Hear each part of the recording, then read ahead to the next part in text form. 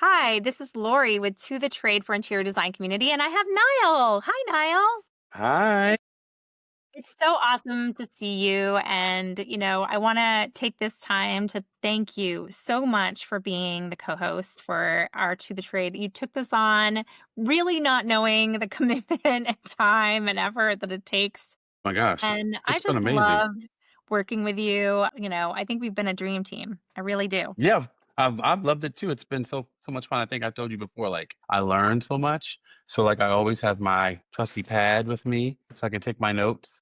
And, I've and learned behind I've the scenes too, like advocating for the designers, coming up with lists, helping me figure out what shows work well, what the questions should look like. Like you do a yeah. lot of work to help me figure this out. And I love the heart you put into all of it because you really do care that the value is for the designer. I think that perspective, I do my best to figure that out, but you're looking at it through different eyes than I am. So it's just But such I a think wonderful. that's what makes this I honestly think that's what makes this a really good podcast because we both come at it from different so it's weird. We both come at it from the same vantage point that we both truly care, but then our perspectives are different Yeah. because you always have this perspective. I was just saying this the other day, like when you were talking when we were having that conversation over text about like certain things that you never see done. And I'm like, I was telling Billy, I'm like, here she goes again. I'm like, where does she come up with this stuff? I'm like, I just rolls off her head. And so, like that sort of thing where you are just always thinking with your marketing brain, I say. And then I'm always thinking with my like designer brain or more vulnerable, like, hey, we don't know this, but maybe we should share this. We should connect this way. And I think that sort of those two things coming together is what makes this so great, personally. I think so Just too. my And take.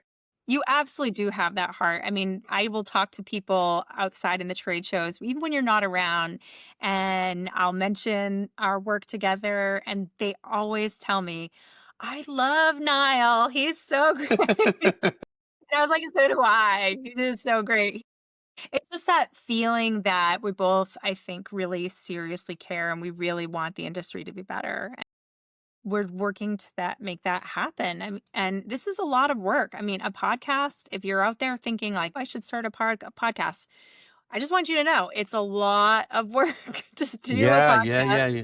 The Yeah, guest yeah. I mean, and you qualifying, the questions, the research, the recording, the editing, the marketing, then and doing it you all are over again. literally like the machine behind it. I mean, honestly, I enjoy it because I show up and I get to play, if you will, and learn.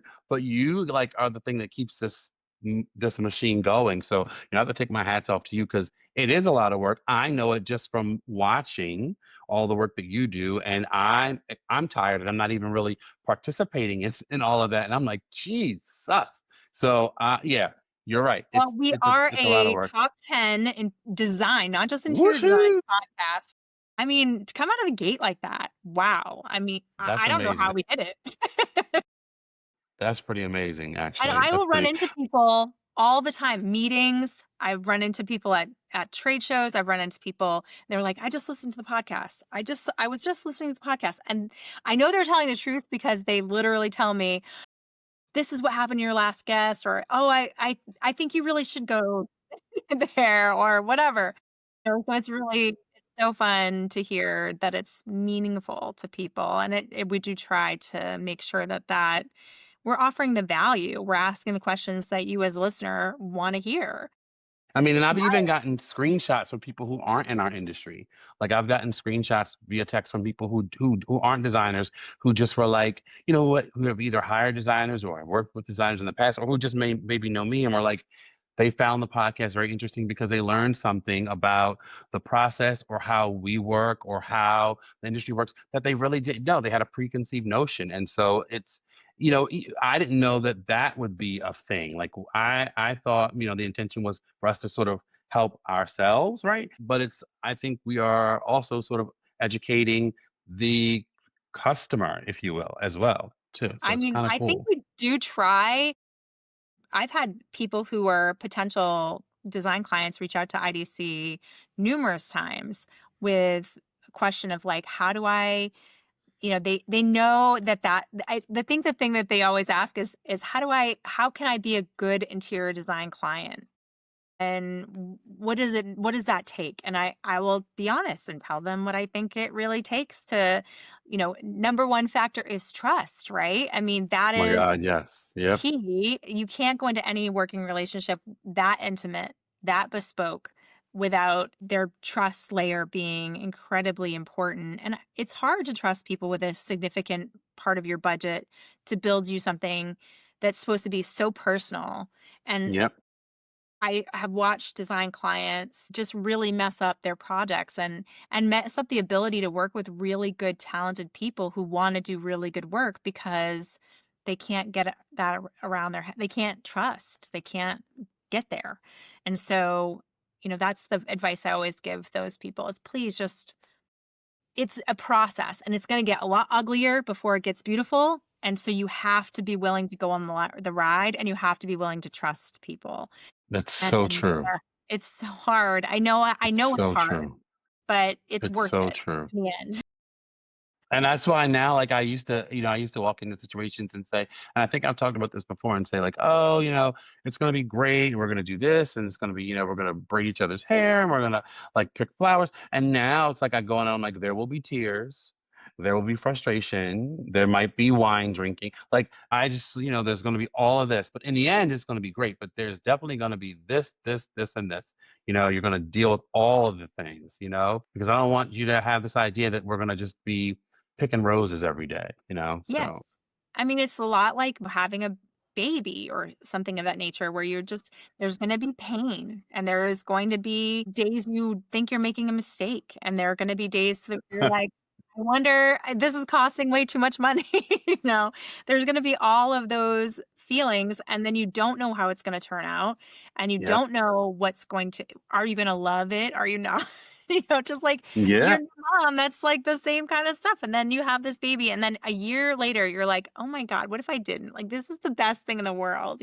Mhm, And mhm. so that is what a lot like what a design project is like. It's birthing something beautiful for you and your family. And I think we've done a lot of good work, and I want to continue to do good work about advocating for designers, and that's across the board. I mean, you have probably, if you're listening, maybe you know, maybe you don't know, but most of my day every day is talking to designers and manufacturers. Like every single day, I will have numerous conversations with designers and I will have numerous conversations with brands.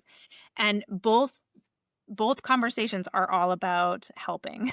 So I will help a brand I don't work with brands just like everyone else. I'm very much an advocate for designers when I work with a brand. I tell them what Mhm, designers want, what they need, how they should work with them, how they should what they should offer, how they should care, how they should build mhm, community, how they should talk to designers.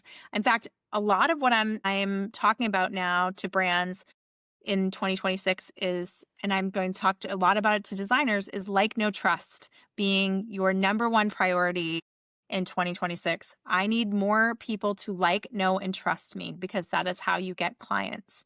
And the manufacturers are hurting just as much as designers sometimes.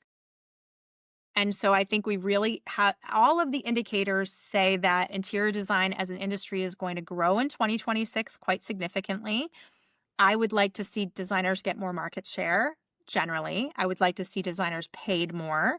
I would like designers to be respected more in the design process. And I would like, on the manufacturing side, for manufacturers to care a lot more about design business education. I would like to see them invest in helping designers be better at marketing and helping them get more clients. And I would like them to invest in helping designer and really educating designers about how their products make a difference so that when they walk into that client's home, they can more confidently sell the materials and overcome objections and have the backing of the brands with which they work with. So mhm. it's a lot. I mean, it's not an easy task to take it on. And I think we're moving the needle, and it's a hard needle to move because it really has some significant structures. But I can tell you, I did see an ASID jobs report, and it says that now the national average salary for interior designers is in the 70s, which when I first, a few years ago, it was in the 40s. Well, that's good. That's That is a good good. improvement. I think designers are making a little bit more money. I mean, is that caught up in cost of living at wages? Cost of living increases? Probably. It still concerns me that even at 70, that is not a living wage in most of the area No. in which we design work is prevalent. So it's still very important to me and to our community that the wages are increased, the trust factor is increased with all collaborative partners, contractors, trades, brands, vendors, all of that, and clients. All of that has to be working together. And I have got an amazing group of collaborative partners in all areas of this industry that I've talked to ad nauseum about these these things. They are getting it. They are starting to care too. So, it's Yeah. ex I Yeah. think we can do a lot of really good things in 2026. I'm really looking forward to what the changes will come. I mean, privately, I've got some secret things I'm working on that I think are gonna be game changers. Absolutely. We're gonna be announcing that soon. Can't really tell you too much about it, but expect invites to some cool things in 2026 for IDC. Um, I think we should be proud as an industry that we have Yeah. worked to solve some of these problems, and I hope that we continue to do that. I mean, there's going to be a big change in one of the things we need to be really keeping an eye on is cost of insurances. Some designers are reliant on their insurance for their partners, but some have to pay that themselves directly. And if the Affordable Care Act does not have the subsidies don't extend out, which maybe they will, maybe they won't, we don't know yet. There could be a Mhm. big financial impact on designers. Some estimate that that could be as much as like $2,000 a month for designers to pay for in health insurance. And I know that that would be financially ruinous for so many working designers. So this is some of the stuff that we're thinking about on a daily basis so that we can It's yeah, it's figure just out the it's problem. it's lunacy. I mean, my insurance, just for instance, is out of the it's I think I pay like $400. I'm close to $400 a month, but the co-pays are ridiculous. Like one, I think I got a letter a year ago saying, "Oh, your ER copay." Like the ER copay was, I think when I first started, like 50, and then it went to like 500, and they're like, "It's now just half. You'll just pay half." So whatever the You're allowed like, wait a amount, minute. I don't yeah. know So what that and you is. no, and you don't, and that's the thing. Like you don't know what that is going to be because they can't Like, what if even you need give to you get a like CT scan? What if yeah, you need an you can't. MRI? What if you need Exactly, and yeah, half? it's an emergency visit, so you can't get like one of those little estimates where they'll send you in the mail like or an email saying, "Hey, we estimate that your upcoming service is going to be this amount, so prepare yourself." Well, it's an emergency visit, so you don't know. It's on the fly, and what are you Right, going to say? I don't want to do it. You're in right. pain, so you got to do it, right? Yeah, yeah. So yeah, it's out of control. It's It out of is. control. It is. And we are, this is a community of artists. And so I say this a lot. I really believe it. It's a vulnerable population of women, LGBTQ men, and I will do my damnedest to make sure that all of you are making a good living, you are respected, have a good living wage and that you are being treated well. I mean, that is my work. That is what I care about. I want that to be I know I can't solve the world's problems, but if I my thought is "H- if I can move the needle like Yeah, 20% in my career, I will have yeah, done something good. So yeah. that is, I try to work on the big problems that are industry wide that I could help if I can move it here, over here a little bit, and over here a little bit, and then just kind of, squeeze it in, Hmm. making it better for us all. And it's a very lofty goal, but I It's think it's just doable. yeah, it is. But and at the same time, it's not. I mean, I just think that designers as a whole need to be considered more. Like I just think they need to be. I think people need to, and not so much John and Joan Q Public because I think the the public, like the everyday person, has definitely come around to, oh, I'm going to hire a designer. I mean, I've seen it more and more in social media. Oh, if I could hire a designer, I would, or I'm thinking about hiring a designer. How do I go about it? But I think like even when we talk about like builders and contractors and developers, like I think designers need to be considered more. It's so funny how I was talking with a really good friend of mine and she's going to be working on a project and it's a custom build. She doesn't have anything to do with the plans. And it's like over 6,000 square feet. But the laundry room is a closet. And I mean, I thought she was joking. I thought, oh, it can't be a closet. No, it's literally, it's like it's 5 or 6 bedrooms. They're all en suite. It's huge. The place is huge. It's 4-car garage. But the laundry room is literally a closet. You open it up, and there's the washer, and then there's the dryer, and then there's going to be a shelf. And it's like shoved in the hallway upstairs somewhere. 6 bedrooms, over 6,000 square feet, and a closet for like who's doing like I just thinking like who's thinking about these things when there's and then there's no coat closet when you walk in the door. So it's like those things where I think people aren't really thinking about like how does the client live? How does the end user live? Consider the designer because that's all we think about. Like It that's is. It all we it ever think truly about. is, and You there's know what I so mean? many builders who have their in-home, and I don't mean this to pick on them because I know they're trying, but they bring in a person who's a designer, and usually they're, fairly young, and they're directed.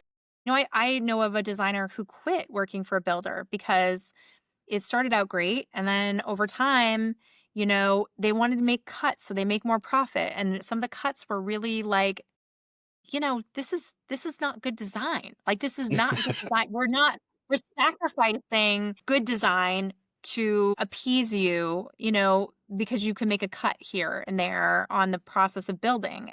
Sometimes there'll be, and this in those, McMansion-y houses that had those big great rooms where the kitchen, and then there would be a big island, and then there would be a dining room space, and then there's a living room space all in one big room. And they're not really thinking about how everything fits. They're not thinking No. like, okay, is there really enough room to go around the bench, the bar stools, and then have a table where people could actually pull out their chairs, and then have a sofa that has a decent viewing, distance from a television? Like, Yep. the space planning of it all, and the designer would come in there and be like, this is not doable. You can't do this. This isn't going to work Nope. with the furniture space. And it's crazy how many multi-million dollar homes get built that way because when you don't have any furniture in it, it looks fine. It looks Yep. like, oh, this is a great big space. There'd be plenty. Well, no, there isn't. Exactly. Once you've got chairs pulled out, once you've got a rug there, once you've got all the pieces there, Exactly. it's not, Exactly. and the designer thinks Not that way. even that, it's almost like it's exactly what you said. It's one thing to have the furniture in there, right? Like, so it's one thing for me to have the furniture in there and have a stylist and a photographer there, and they're photographing it for my portfolio. And then it's another thing to have the furniture in there, and you're at you and your significant other are at work, and the kids are at school. And then it's another thing to have the furniture in there, and everybody's home on the weekend. And it's another thing to have the furniture in there, and you're having a great big family gathering. And so we are considering all of those things, like because the room should work, it should work through all of that. Like you Well, shouldn't one have to of the make designers concessions, we worked with, and Shannon Gem. So one of the things she said on our podcast this year that I really loved was that everything has to go through her designer filter. So it's all of those things. Plus, it's, are the material, I have a bigger responsibility when I'm buying a sofa that I buy from someone who isn't using slave labor or isn't, the materials are quality so that it's not the product isn't going into marketing dollars, but into actual quality of the product. I have a responsibility to the style of the home and the architecture. There's so many designer filters that you're bringing it through. You might have, let's just say, and then there's also like future proofing this space so that you're making the most current decision. Like, is this investment going to be good for your client?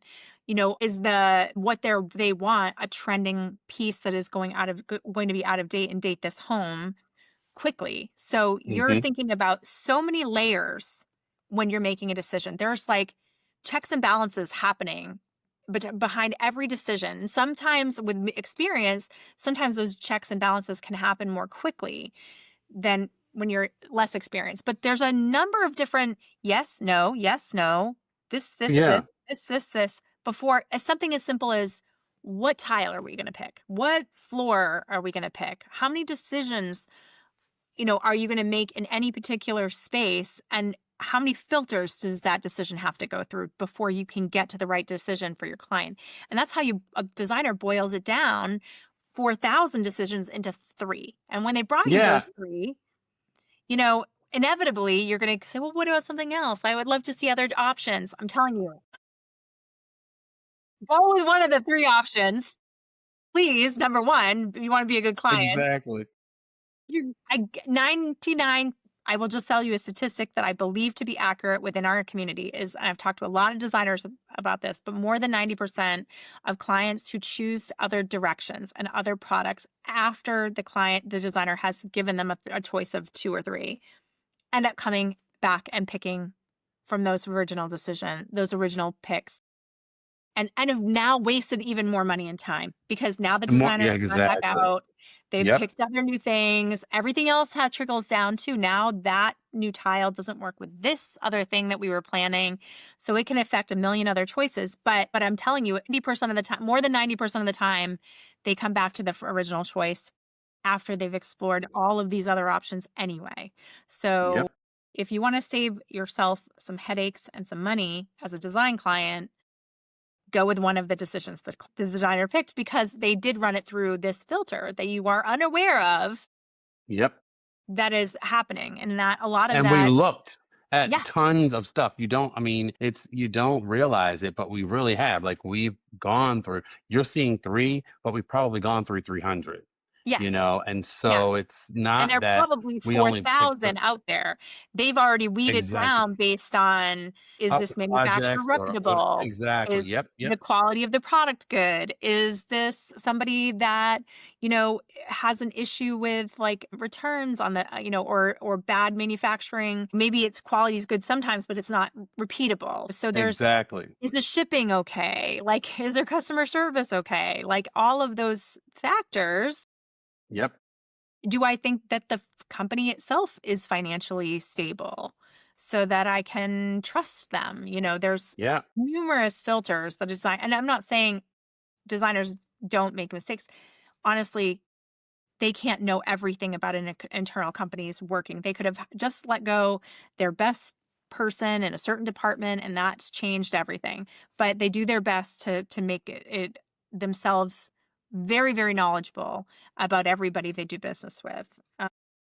So that, yeah, you're right. It's like even those 300, that's only 300 because you've already done work to eliminate probably 4,000. exactly. It's so true. I tell people all the time, I'm like, you don't realize there's a minimum, I think, of at least 400 different questions that are a part of any given project per room. Like, every room, somebody was like, yeah, I don't think it will take that long to do a living room. I'm like, I know you don't, but there are so many questions that come along with designing a space. You have no idea. You just have no idea. Yeah, I agree. I think that people don't recognize it. And I think that, and I think there are a lot of really great people out there with really good taste, and they could put together a room and they think it's good enough. And I understand that. I mean, it's your home. You can do what you want with your own space, and you don't necessarily have to hire an interior designer.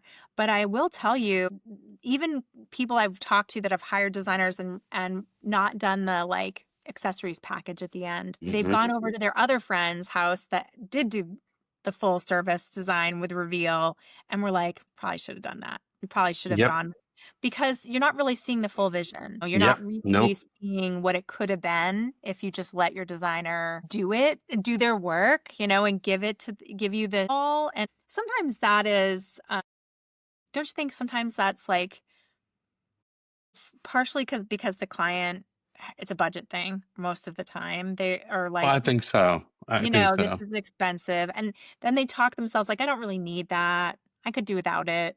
I don't really, you know, but I always think like, how could we crack that nut with the designers? Because sometimes it is a case of fatigue. There's so many decisions before that we get to the end piece of finalizing the design. Could we phase some of that?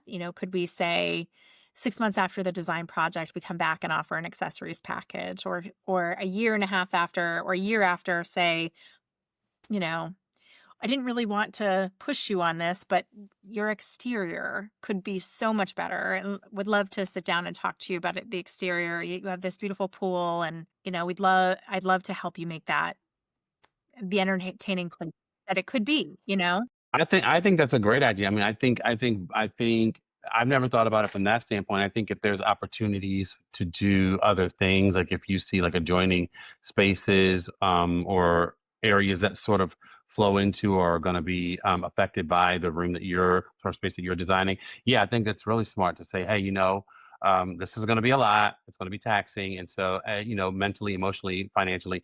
So I think like in 6 to 9 months, let's set up a date for me to come back and we can talk about X, Y, and Z spaces because I really do think that they can be stellar, given when this is done.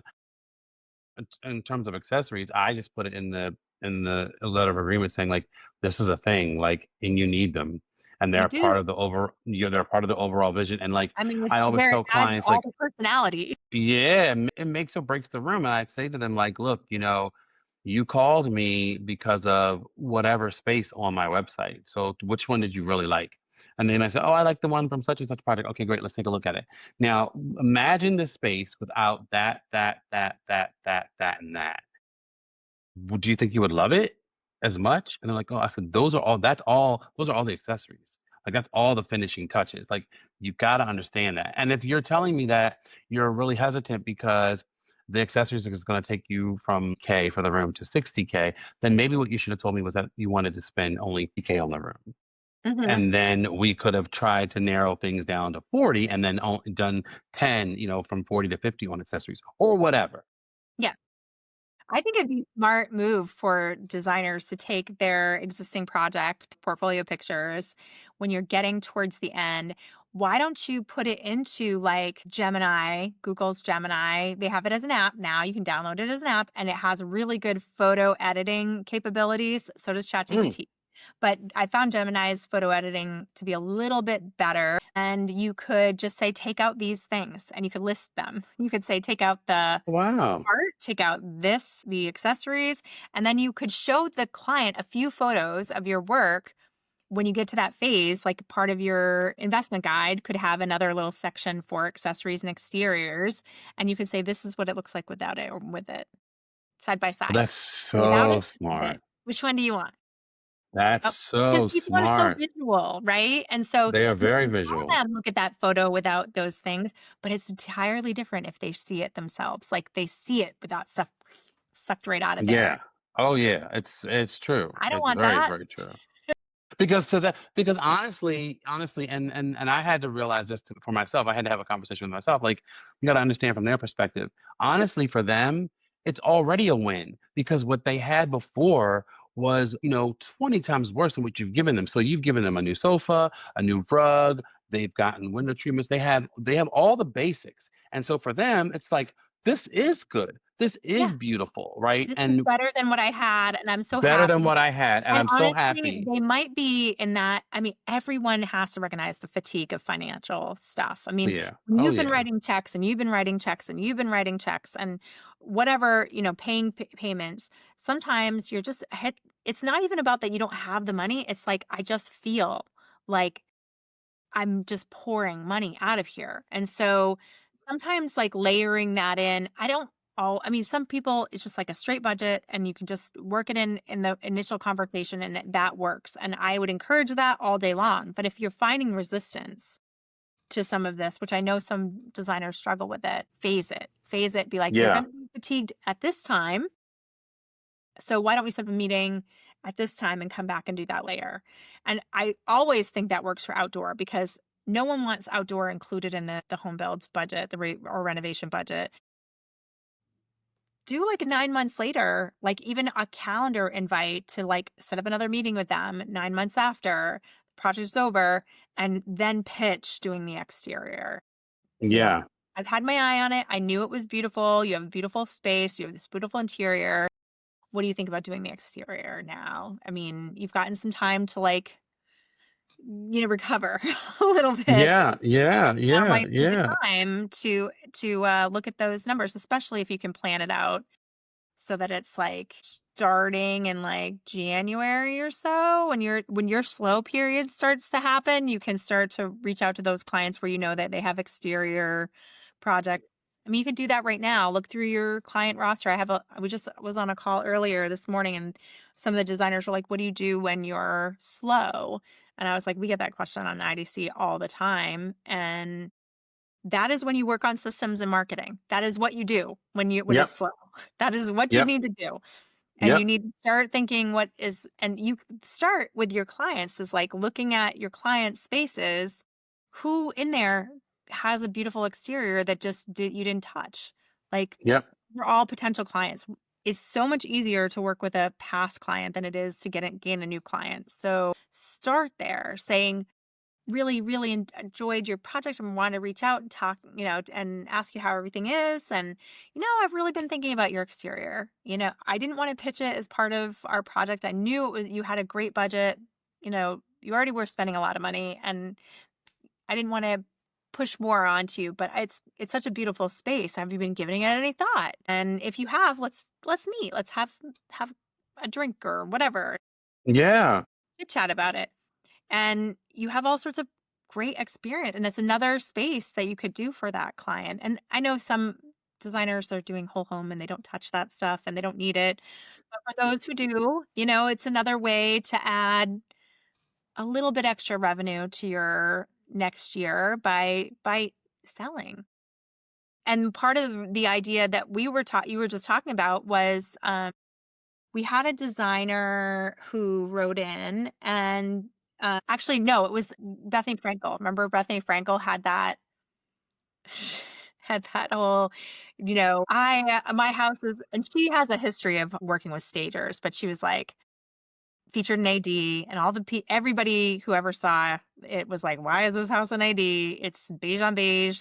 Looks like home That's good. a that's a whole and that is a whole other topic that we could Yeah. say for a whole other show another day. But yes, I know what you mean. Yeah. Yes, Yeah. and she came Yeah. back and was like, "Well, I bought this house at 5, I sold it at 7, I bought this house at 3, I sold it at 7, at 6," or whatever. So, she was talking about all of the gains she had in real estate and that she doesn't buy or design like a normal person because it's all an investment. First of all, I disagree on 2 levels. I don't think that personality and design actually makes the outcome of the home be worth less. I think if it is designed with personality and it's universally attractive personality, then it's maybe even more valuable if it has a little bit more color to it.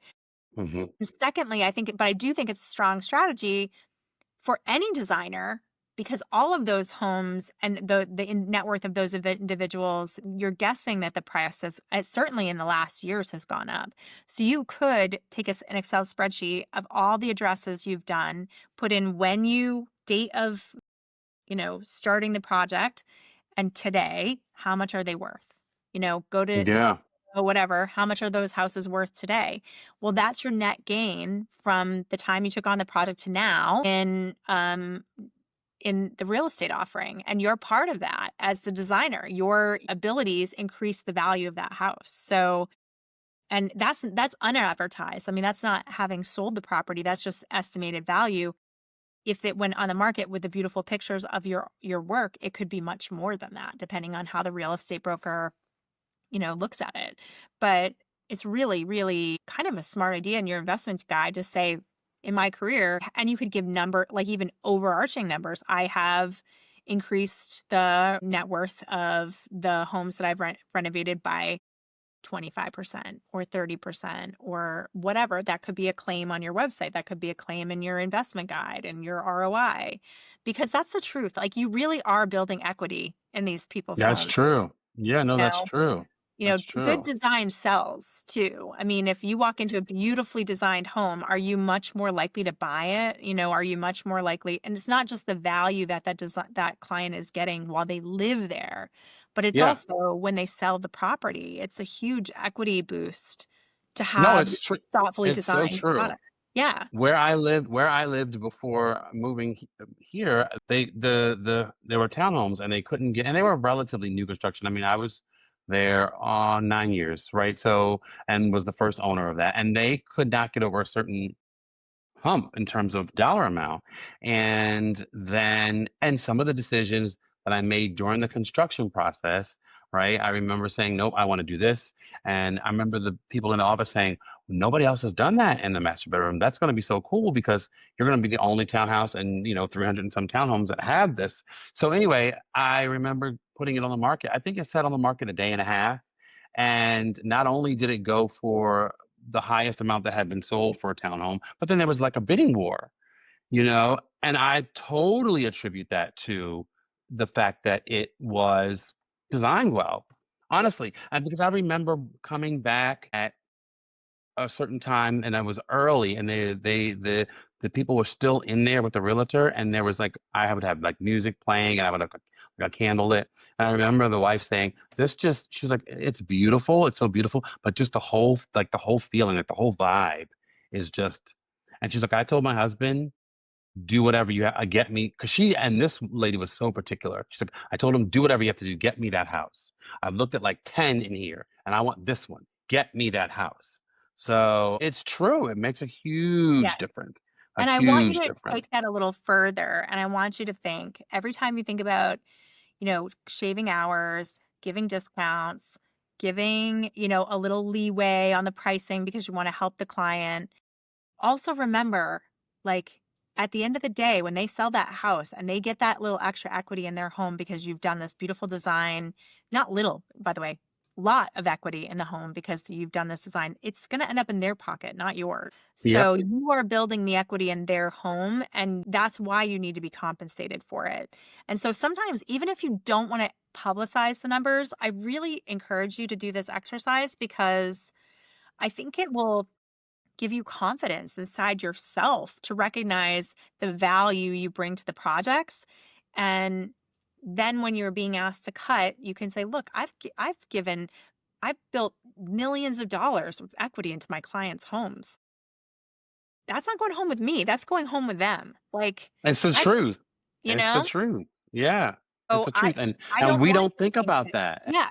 You're taking money out of your own retirement income and putting it into theirs if you're giving them, this wealthy person the discount on whatever while you're the service worker, you're the person trying to put it together and you should make a profit. And I do know there are a lot of designers out there who struggled with pricing or priced too low or made sacrifices along the way because they didn't hold the line because they just wanted to please the customer. I just And you had or you want to get the job, but Yes, or you think or you make a you're little desperate to get the mistake, like job. you forgot to tell them the new price and it's higher than you thought, and so you take the cut. Like, every time we do all these little things, we are building equity in someone else's home, and we are taking the cut personally ourselves. And so we need Yep. to make sure, there are things you can own when you make a mistake, but then there are things you can, like, we're human beings and we should be able to just say, look, like, it's still going into your house, not mine.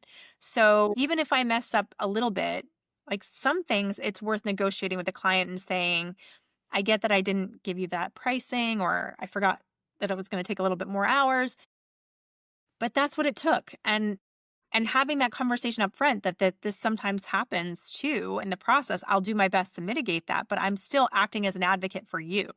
For you, and that's I'm so glad you said that because that's one of the things that I say all the time. Like, hey, look, I'm on your side. I am your representative. I don't represent. Yeah, I have access to this brand and that brand and X, Y, and Z, but I don't represent anybody but you. And so at the end of the day, like my job is to represent your best interest. And so whatever it is that you want to do at the end, like I go to that Uber analogy all the time. It's your destination, right?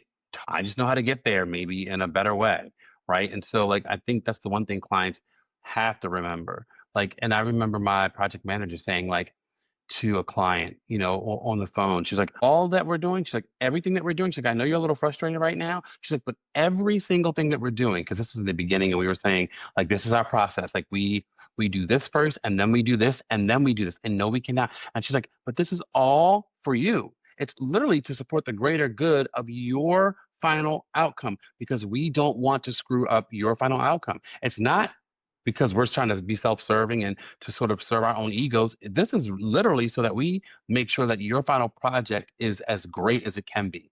Right. period, point And if blank, you you're know? listening and you are not a designer or you just work in the design industry, I can't tell you. I talk to thousands of designers every day, every year, and there is no one that cares more. There is no one on your project that cares more than the interior designer that you get what you want. They really legitimately, it's part of the art is to care about it, like to really be invested emotionally in the work. So they go above and beyond. And a lot of times they go above and beyond without you even knowing. You don't even know that they did you Oh huge my God. favors So and true. bend over backwards because they just want you to have what you want, and they will do things that to help that end game happen. So, you've known me to be on the soapbox of like designers have purchased product for people, but it goes beyond that.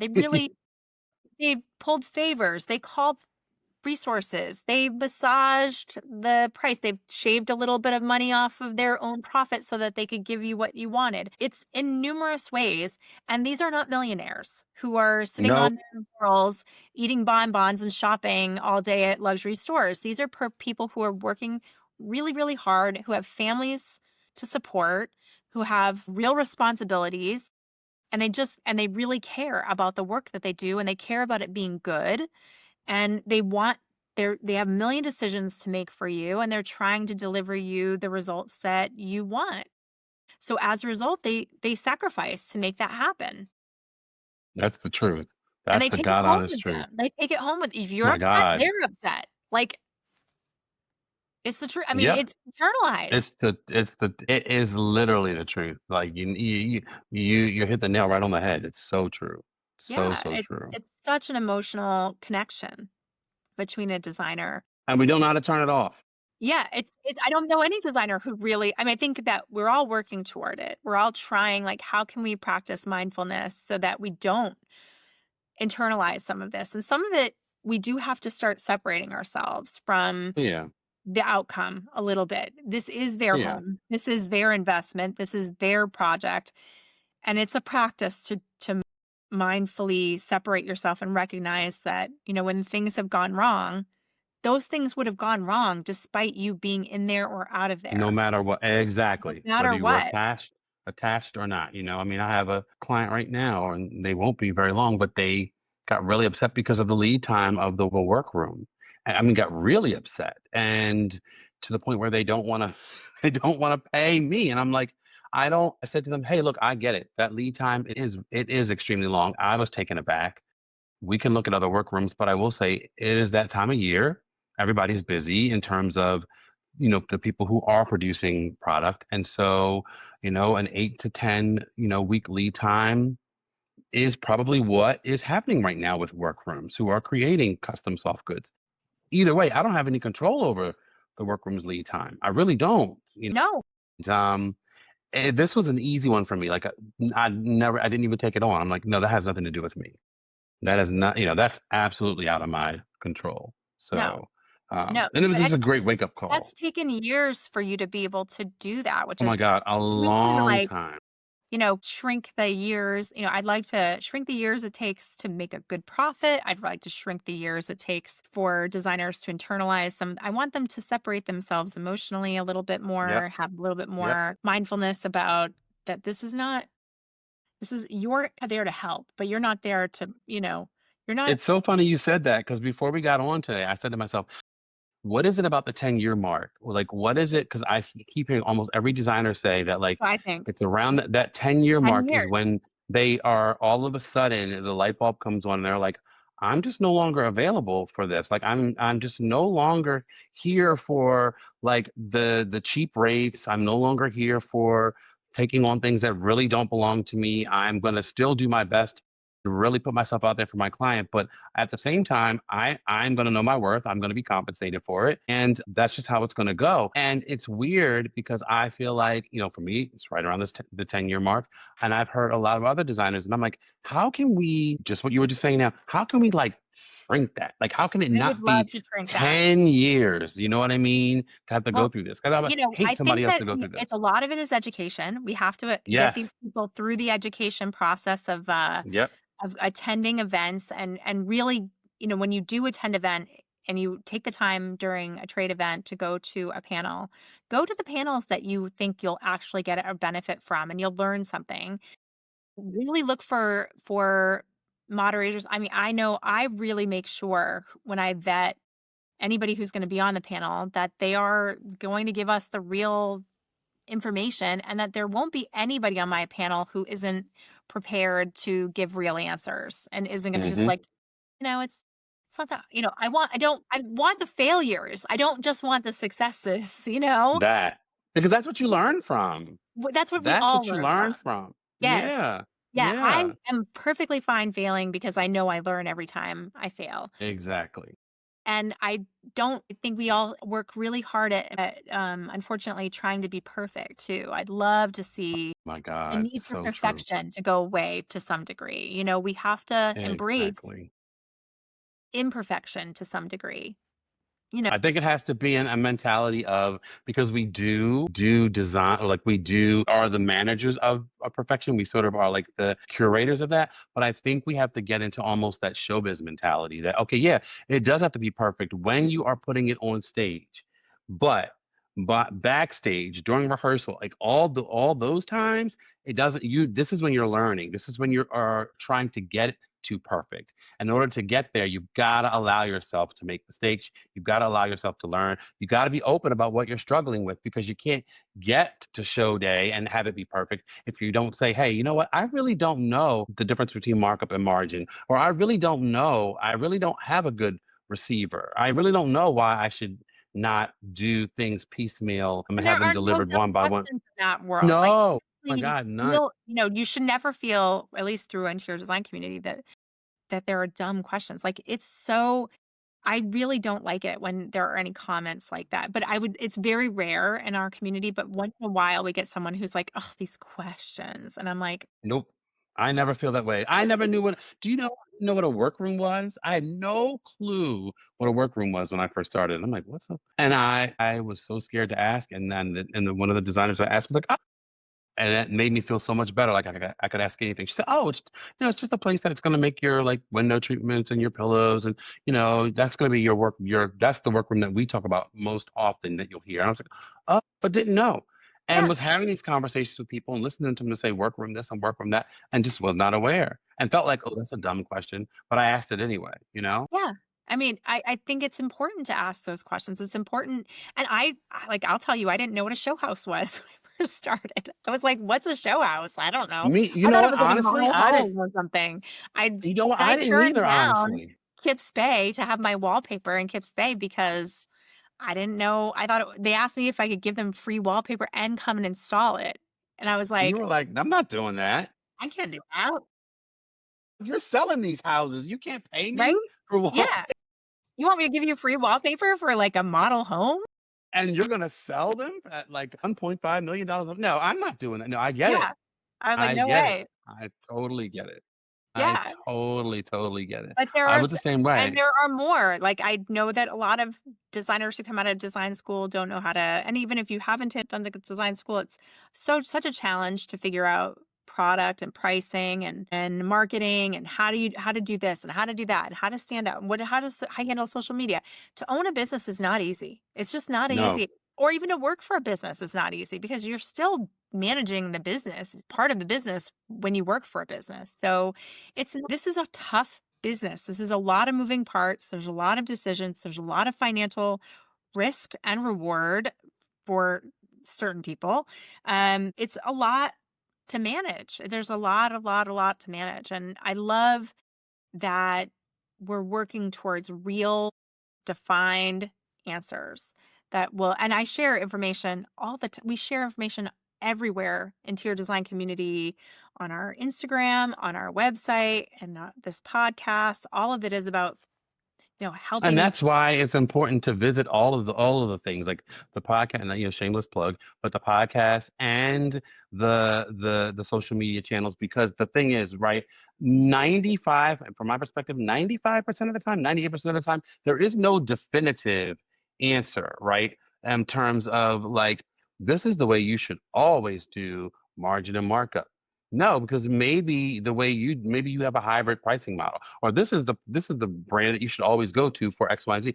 No, but the nice thing is you'll find between the podcast and the social media channels that several people have weighed in, several people have given their perspective, and maybe one of those really works for you. And that's what I love. You know what I mean? I've said this. I've been on late at night, like perusing the Facebook page and like, oh, they said to do this. Oh, maybe I'll try that, and then maybe I'll try this, and then Yeah. maybe I'll try this, you know? It's not a one size fits all. You have every market is very we also forget how big the world is and how there are lots of designers from all over the world part of IDC. And even if we're talking just US, the way the clients are and how they respond to pricing in New York is different than the way they respond to pricing in Miami. The markets are different. And Heck, it's different how we're a they massive respond in country Philly, you know? with massively different cultures. I Yeah, think it's really neat if we, look at this as like, of course there are going to be differences instead of being like there should be a universal. The reason there aren't is because we're such a massive country. We could be separate little countries, several separate little countries to make up the United States, and because of that, there's lots of different cultures and there's lots of different exactly. models because that's what's in the area, that's what's thrived in the area, and that's what clients there are used to. So Yep, yep. gonna have to it's not a one size fits all, and you're gonna have to go with the flow and figure it out and try and fail and like, adjust as you see fit. And who knows? Because even if you are, you get your routine down and you sort of say, "This is okay. This is my operation. This is how I'm going to do this, this, this, and this." It may be that you get a project where you're like, "Oh, you know what? I actually have to change something. I have to tweak how I do X, Y, and Z." So I'm sort of glad that I tried that, that, and that because maybe what I tried before is going to work better for this project. And I want to take this project and I want to do that because that will still yield me a great return. I'll make a profit and I'll have a great project. But in order to do it, I got to do it that way. It's So all I of think it's that's part important. of it. That's 100% part of it too, Nile. If I told you, I am 30% of your net budget, and for design and furnishings. The same thing could be I'm also, $250 an hour. The same, it could also equate to the same number. It also could Yeah. equate that I am going to be a flat fee of X. Those are 3 Yep. ways to tell you the exact same Exactly. thing, Exactly. and sometimes that Knowing client wants one of the 3 ways. That's it, exactly. you That's know? right. And if Like, they hear it the other two ways, they're out the door. they're out the They're door, and it's out a the little bit of door. knowing which one is what they wanna hear, and figuring out, do they like that versus this? And a lot of designers adjust their model. Doesn't mean they really are trying to make they're usually trying to make the same margin, but they're adjusting it as they see fit based on what they're vibing with the client. Like, they're like, "This client wants it this way." And they might for certain protections, like, they might like a flat fee number because that's how their budget works. They might like hourly because they like to track how many hours this is going to take, and you're giving them an hourly. That's how their brain works. We all have that in our lives. Like, we all have different ways that we like to work, and so it's smart when a designer kind of comes at that different ways. There's lots of ways to word the same thing. You know, I love it. I love Exactly. it. Well, I just want to say thank you, Niall. This has been so Thank great. you. And I so enjoy working with you, and I can't wait to work with you Likewise. more because I get to announce that Niall Johnson is our Style Squad ambassador for Woohoo! Design Edge. Yay. And so we'll have a greater role in Design Edge as we do our conference there. And I'm um, excited. so another new role for Niall. And Super it's going to be a excited. big year for us for our trade show and for our podcast going into our third season.